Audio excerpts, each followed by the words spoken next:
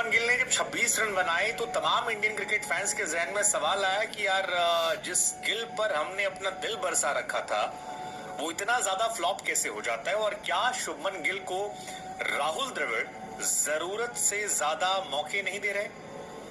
मतलब आपने पूरा वर्ल्ड कप खिलाया, उसमें सिर्फ एक मैच चले थे जिसमें उन्हें चोट लग गई थी, सेमीफाइनल वाला शायद था, उसके अलावा वो फ्लॉप चल रहे थे। टेस्ट क्रिकेट में शुभमन गिल एक बहुत बड़ी डिसअपॉइंटमेंट के तौर पर अब नजर आने लगे हैं, क्योंकि शुभमन गिल ने 35 पारियां खेली और 35 पारियों के बाद हमें और आपको शायद ये बात जानकर हैरानी हो कि रविचंद्रन अश्विन ने 1000 रन बना लिए थे, इरफान पठान के 986 रन थे, और दोनों शुरुआत में बॉलर थे, बाद में कुछ लोगों ने ऑलराउंडर कहने लगे, अभी भी इनको प्योर ऑलराउंडर के तौर पर दोनों को नहीं दिखाता।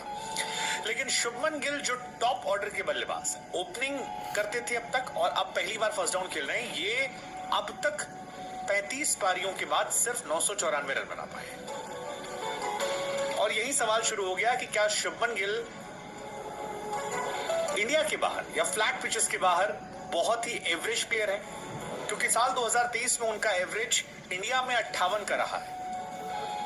लेकिन जब आप बात करेंगे सेना देशों के सामने तो शुभमन गिल का एवरेज 8 का होता है। सेना देशों में फ्लॉप होते हैं, और सेना कंट्रीज वो कंट्रीज हैं जिन्हें टफ कंट्रीज बनाता है, south Africa, England, New Zealand and Australia, और यहां पर शुभमन गिल बहुत ही खराब उनकी परफॉर्मेंस रही है। शुभमन गिल की अगर आप टेस्ट पारियों की बात करेंगे तो 30-32 का एवरेज उनका है, जो बहुत डिसअपॉइंटिंग है।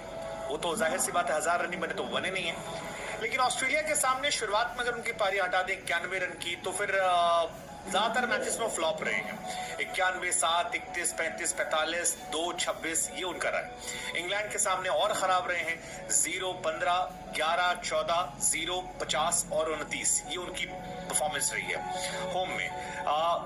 और अगर आप बात करेंगे न्यूजीलैंड के सामने या वर्ल्ड टेस्ट चैंपियनशिप में जहां पर रहा हमारा रहा 44, 47, 1, 52, 8, 28, ये वर्ल्ड टेस्ट चैंपियनशिप में 28 था। इंग्लैंड के सामने अवे कंडीशंस में 4, 17, बांग्लादेश के सामने एक शतक है, ऑस्ट्रेलिया के सामने एक शतक है, लेकिन वो शतक अहमदाबाद की पिच पर है, 128 रन। बाकी होम में भी वो फ्लॉप रहे हैं, 21, 5, 13, 18, और वेस्ट इंडीज में भी 6, 10, 29।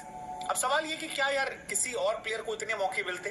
हालांकि ओवरऑल 2023 शुभमन गिल के लिए शानदार रहा, 2154 रन बनाए, विराट ने 2048 बनाए, लेकिन टेस्ट क्रिकेट में खास तौर पर वो एक सुपर फ्लॉप साबित हुए। और सवाल यही होने लगा कि क्या उन पर मेहरबानी ज्यादा हो गई, अब किसी भी फॉर्मेट में उनकी जगह परमानेंट नहीं है, ये क्वेश्चन। तो अब हम आपको स्टार्ट बताते हैं जिसके जरिए आप समझने की कोशिश कीजिएगा। शुभमन गिल ने 13 T20 मैचेस खेले हैं जिसमें 312 रन है, जिसमें केवल 26 का एवरेज है।